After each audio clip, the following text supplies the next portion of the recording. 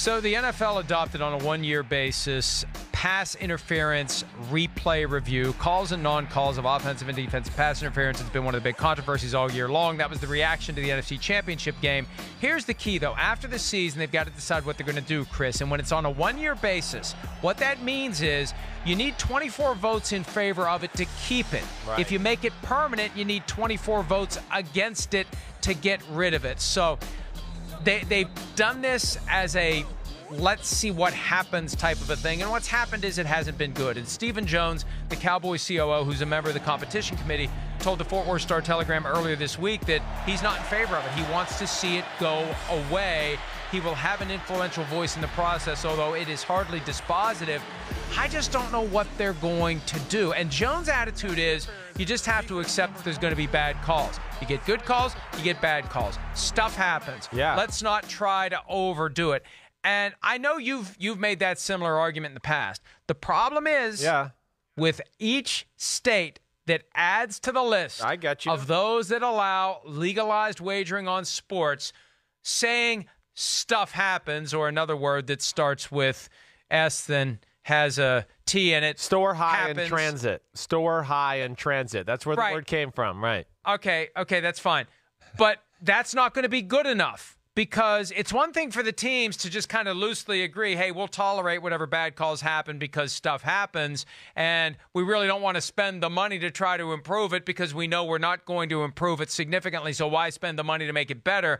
That doesn't work on the thousands of people, tens of thousands, maybe eventually hundreds of thousands, who are wagering their money on games where there has to be integrity to the outcome, which means you have to find a way to create the impression you are addressing the potential for bad calls. Okay. So I don't think it's going to be the NFL's prerogative. At some point, Congress is going to get involved if the NFL is just nonchalant and lackadaisical about the idea that they have bad calls. Well, I mean, would this year, the way it's unfolded, does that make you feel more comfortable as a gambler? I mean, do you want to feel like the referees in the field are in on the fix, or the guy that's in 345 Park Avenue? I mean, but you just can't say we're just going to get rid of it and go back to what it was before. You got to have something else.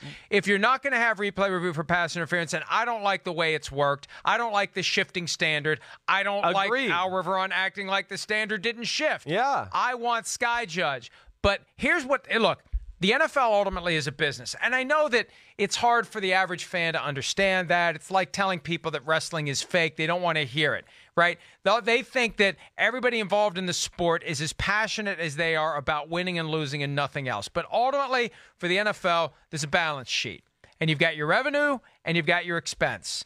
And from the NFL's perspective, the expense that they would incur to improve officiating, to have Sky Judge, to have full-time officials across the board, those millions of dollars will not be accompanied by a spike in revenue. So profit will go down. And what you have to ask yourself, and this is where it's important to have leadership in the room, you need to protect your current business model. And if you allow these bad calls to continue, if you don't care enough about it to make it better or create the impression you're trying to make it better, that's when you have to worry about the revenues dropping dramatically or the expenses going up even more when Congress decides to impose an external solution. That's why they should care about it, Chris, and I hope they figure it out before it's too late. Well, yeah. I mean, listen, everything you said that's good, great. I mean, I'm with you. The NFL's cheap, you know. I mean, yeah, they don't want to expect, you know. I was so careful to be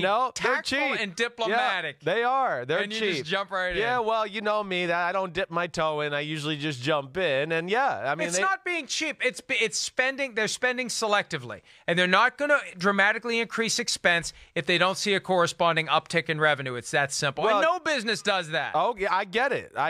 But to your point, to make the consumer feel comfortable, these are little things that you need to do, especially if you want to continue to have legalized gambling be a part of the sport and flourish under that. Now, my big thing is again, what's the Sky Judge really going to fix? It's still a subjective rule.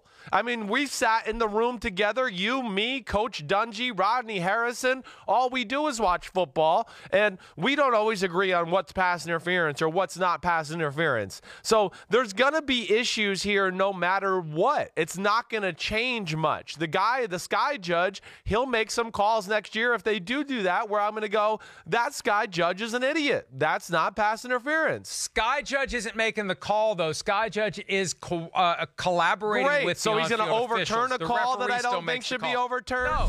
Collaboration. You got to do it right, and it's got to cost money. And here's where the revenue comes from. All the extra money that the NFL is making as a windfall from gambling, that's where you find the money to make officiating better. That's what the league needs to do. Hi, I'm Mike Tirico, and thanks for watching. Make sure to hit subscribe for the latest news and highlights from NBC Sports.